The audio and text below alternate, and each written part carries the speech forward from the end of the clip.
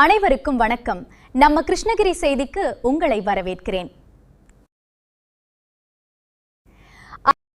தொகுதியில் காங்கிரஸ் கட்சியை சேர்ந்த எல். சுப்பிரமணியன் சுயேட்சை வேட்பாளராக மனு தாக்கல் செய்தார். கிருஷ்ணகிரி காங்கிரஸ் கட்சி சார்பில் போட்டியிட வேண்டி கிழக்கு மாவட்ட முன்னாள் தலைவரும் மாநில பொதுக்குழு உறுப்பினருமான எல். சுப்பிரமணியன் சென்னை சத்தியமூர்த்தி பவனில் தனது விருப்ப மனுவினை தாக்கல் செய்து இருந்தார்.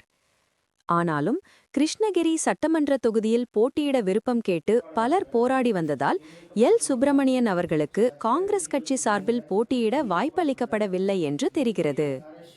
வேட்பு மனு தாக்கல் இன்று கடைசி நாள் என்பதால் கிருஷ்ணகிரி சட்டமன்ற தொகுதியில் சுயேட்சை வேட்பாளராக போட்டியிட தனது விருப்ப மனுவினை காங்கிரஸ் கட்சியை சேர்ந்த முன்னாள் மாவட்ட தலைவர் எல். சுப்பிரமணியன் தனது மனுவினை வருவாய் கோட்டாட்சியரும் தேர்தல் நடத்தும் அலுவலருமான ஷாஜஹானிடம் வேட்பு மனுவினை தாக்கல் செய்தார். அப்போது காங்கிரஸ் கட்சியை சேர்ந்த முன்னாள் அகில இந்திய காங்கிரஸ் கமிட்டி உறுப்பினர் முத்துகிருஷ்ணன், முன்னாள் நகர தலைவர்கள் வின்சென்ட், தக்காளி தவமணி, முன்னாள் கவுன்சிலர் இராதா கிருஷ்ணன், மாவட்ட விவசாயி அணியின் மாவட்ட தலைவர் ராமசந்திரன், நெடுங்கல் சுப்பிரமணி, கோவிந்தன், நாகராஜன் உள்ளிட்ட பலர் உடனிருந்தனர்.